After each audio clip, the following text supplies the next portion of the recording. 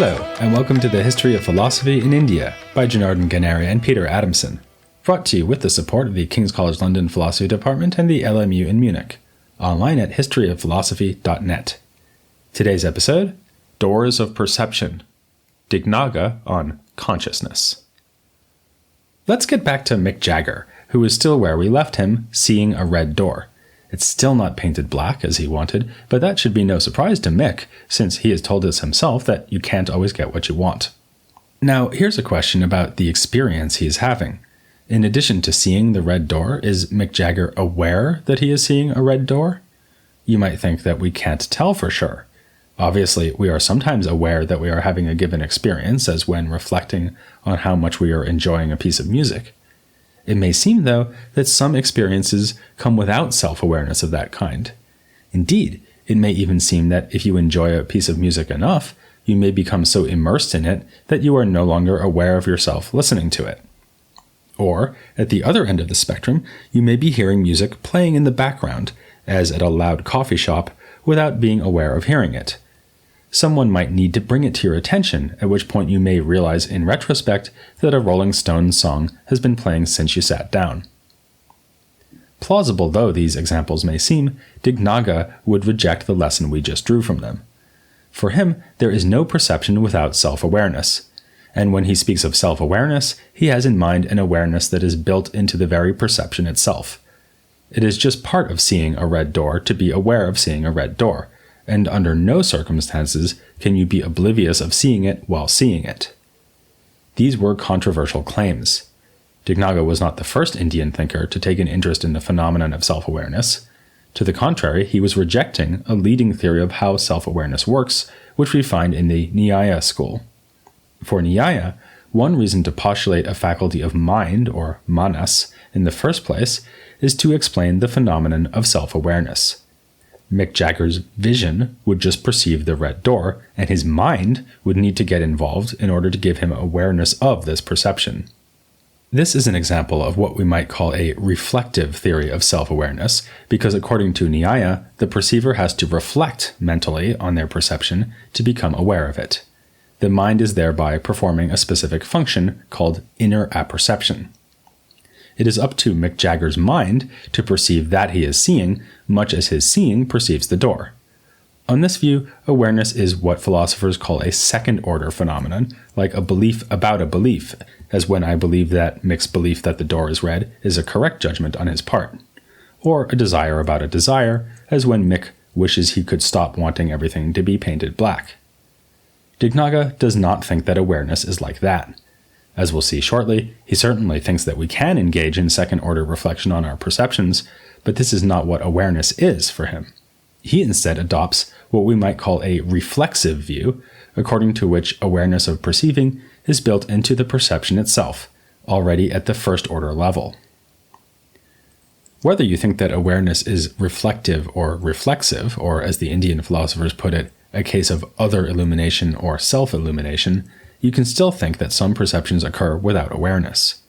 This seems especially likely on the reflective view. If I need to engage in second-order reflection on my perceptions to be aware of them, then it stands to reason that I only do that some of the time. The Nyaya could say that the person in the coffee shop is prompted to such an act of reflection when they are made aware that they have already been hearing the Rolling Stones without noticing it.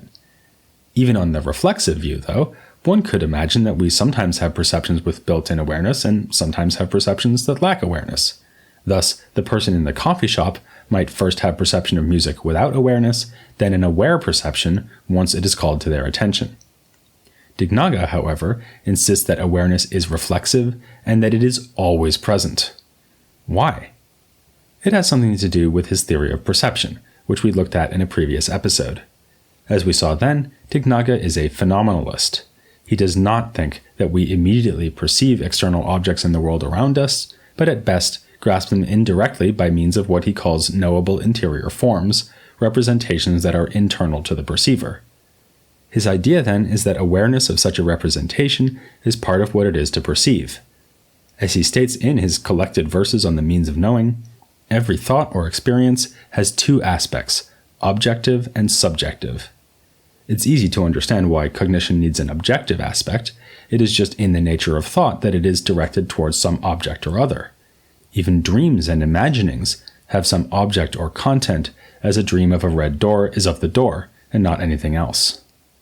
We should remember, though, that for Dignaga, this content is not going to be an external object like a real red door.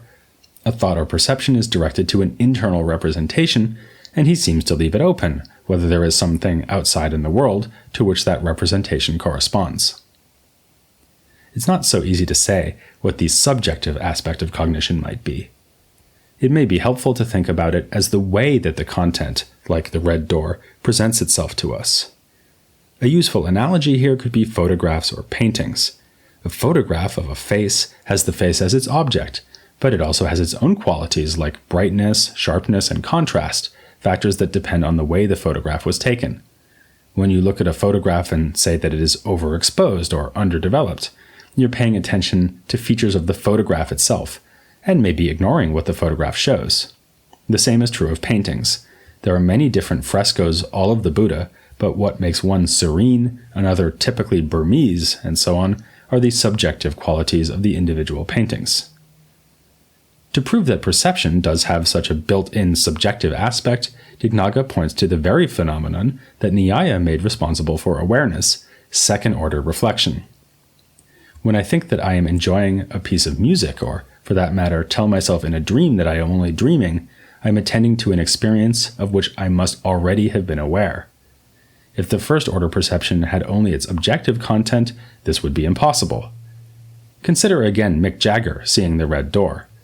If this perception contains nothing but its object, namely the door, then when Mick reflected on it, he could only be reflecting on the door. But in fact, Mick can reflect on the fact that he is seeing the door, attending to his own subjective role in the perception. This could include reflection on the way that the door looks to him. If he's in London and it's foggy, he might think to himself that he's seeing the door but only through a haze, or that in such poor lighting conditions, the door almost looks orange. The analogy to paintings and photographs is again helpful here. A painting of a painting is not the same as a duplicate of the original, and taking a photograph of a photograph is not the same as ordering a second set of prints. And the second-order images record the way the first images represented their objects. If the first photo was an overexposed image of a face, then the object of the second photo is an overexposed photograph, and not just the face. You might think that someone who believes that all cognition has built-in awareness could simply invite his readers to introspect and see that he's right. After all, if you are always aware of having perceptions when you have them, then you ought to know about it. Dignaga does not, however, rest his case on our everyday experience, perhaps because the awareness he is speaking of may often be tacit, in the sense that it rarely comes to our active attention. Consider that you spend your waking day being conscious without explicitly thinking about the fact that you are conscious. Perhaps Dignaga's self-awareness is like that. So, to make his case, Dignaga offers a complex argument, which, like other aspects of his work, would be taken up and further developed by later Buddhists from Dhammakirti onwards. He points to the phenomenon of memory. Suppose Mick Jagger goes home and cheers up, now thinking that the door's red shade was actually quite lovely. When he looks back on his earlier experience, he does not, Dignaga suggests, simply remember a red door. He remembers perceiving the red door while standing in front of it. Again, this is very plausible. You will remember that the Buddhist king Ashoka erected inscriptions around his empire with ethical teachings on them, but unless you are remarkably old, you won't remember actually seeing the inscriptions erected. Dignaga's double aspect theory of cognition explains this. When you remember an event you did not experience yourself, you are recalling only objective content. You have a belief that the event did occur. When you remember experiencing an event, you are recalling the subjective awareness you had of that event. Compelling though this is, it may seem to cut no ice against Dignaga's opponent, who thinks that awareness arises through a second-order reflection on cognition. This opponent might simply say that when we remember an event, we are remembering two things: the content of an original experience alongside a second-order reflection directed towards that experience. Thus, Mick Jagger would remember the red door, and furthermore, remember reflecting on the fact that he was seeing a red door. Against this, Dignaga offers a regress argument. how will Mick Jagger remember reflecting on the experience he was having? He will need to have been aware of this very reflective act too, if he is to remember it. But Dignaga's opponent doesn't think that cognitions have built-in awareness. So, when Mick thought to himself, here I am seeing a door, this second-order thought will need a further third-order thought if it is to come to his attention, along the lines of, here I am noticing that I am seeing a door. Obviously, the same argument can be applied at this stage and then again indefinitely.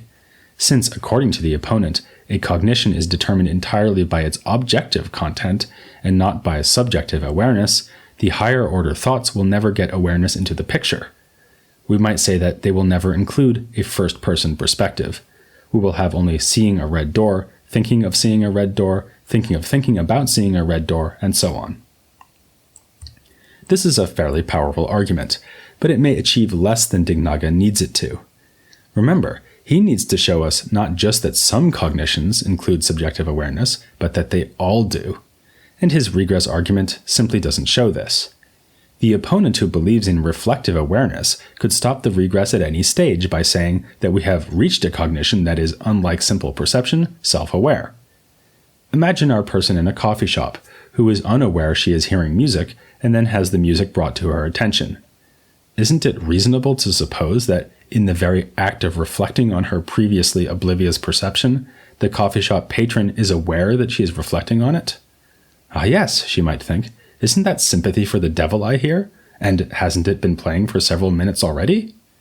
We might say that her own mental life has been brought to her attention. So, the opponent could plausibly say that awareness is built into the second-order reflection, but not into the first-order perception. And this is what our coffee shop patron would remember if she looks back on this event in the future. The same problem seems to apply to Dharmakirti's presentation of the argument. He adds a new idea to what we find in Dignaga, namely that the original perception itself is somehow in doubt. The perceiver cannot be reassured that the perception is really grasping a given object without being aware that this is so. As Dharmakirti puts it, awareness would establish the perception. If we now add a second-order reflection, like Mick Jagger's thinking, here I am seeing a door, then this second-order reflection seems to stand in need of similar ratification. As modern-day scholar Birgit Kellner has pointed out, Dharmakirti may here be depending on the assumption that one thing cannot make another thing known unless it is itself known. Which is all well and good, but it invites the same response we just made to Dignaga. Perhaps the second-order reflection includes awareness and is in that sense self-ratifying, but first-order perception is not. In defense of Dignaga and Dharmakirti, we should note that this response involves making a significant concession to them, namely that at least some cognitions are reflexively self-aware. If the regress argument is aimed at someone who insists that cognition never has a subjective aspect and so always requires higher-order reflection if it is to be noticed, then the regress argument works just fine. One might add that to make this response, we should really explain why some cognitions have self-awareness while others do not. Why is Mick not actively aware of seeing the door, but then aware when he reflects that he sees the door? Dignaga's view has no such problem, since it makes awareness just a part of what it is to be perceiving or cognizing something. As Dharmakirti puts it, someone who does not perceive the awareness of something is not aware of anything at all. One reason Dignaga's discussion of awareness was so influential is that it could be accepted within several different strands of Buddhism, even if some Tibetan Buddhists would later come to reject it. Dharmakirti takes the theory in an idealist direction by denying that there are any external objects at all. As we've said, Dignaga seems to have been saying merely that the immediate objects of our perceptions are representations internal to our minds, and that we are always aware of the perceptions we have of these internal representations. Awareness, we might say, is what gives us access to the internal objects of perception. This is compatible with saying that the mental representations do represent things out there in the world. Dharmakirti, though, seems to have felt that if we are only aware of internal representations, then there remains no role for the external objects to play. This yields the full flowering of Yogacara Buddhist idealism, which was to be so influential in Tibet. Yet the basic principle established by Dignaga could also be accepted by the non-idealist Sautrantika tradition, which does accept the reality of external things. This principle is that we only grasp things as we are representing them from a first-person perspective. Whether or not we grasp real objects, our grasp is never objective in the sense that we are always grasping things in a certain way, as a photographic portrait only presents one particular view of a face. However, one frames Dignaga's theory, it may seem strange that it is a theory that developed within Buddhism, of all traditions. Buddhists reject the real existence of the self, so why would they want to put so much emphasis on self-awareness? Isn't the first person involved in having a first-person perspective precisely the self? This is exactly what Nyaya philosophers like Udyotakara thought, that the phenomenon of introspective self-awareness establishes the reality of the self. Proponents of the self would also have been quick to point to memory, precisely the phenomenon at the center of Dignaga's proof, as confirmation of their own position that the self must remain identical over time. Indeed, some non-Buddhist philosophers who came after Dignaga borrowed his idea of a reflexive understanding of the conscious mind and transformed it into a theory of self, claiming that the self just consists in reflexive self-consciousness. But of course, in denying the self, the Buddhists never meant to deny that we have a mental life. There are no selves, but there are flowing streams of reflexively self-aware moments of consciousness. Such a flowing stream may include memories of past moments and anticipations of future moments. The mistake is to allow ourselves thoughts of the form, I am happy or I am in pain, implying that we can draw a firm boundary around just one stream of subjectivity, saying that this and this alone is me. It's like trying to keep track of individual waves in the sea, thinking that there is a good answer to the question, is this another wave or the same wave as before? A nice example of the sort of question that would have been greeted with silence by the Buddha. So, despite first appearances, the idea that consciousness is reflexive is compatible with the Buddhist position that there is no such thing as the self. With that, we end our look at Dignaga, but we are not quite done looking at Buddhist philosophy. We've just been asking whether there is a single self which comes to our awareness every time we are reflectively or reflexively conscious of our experiences. The Buddhists obviously say no. But that isn't the only way to argue for an enduring self. You might think we need a self to serve as a kind of control center, which would direct our intentions, our acts of both mind and body. Next time, we'll be moving to Sri Lanka to consider a very slightly earlier Buddhist philosopher who came to grips with this objection and argued that we are like puppets with no one pulling the strings. So be a doll and join us as we look at Buddhaghosa next time here on the History of Philosophy in India.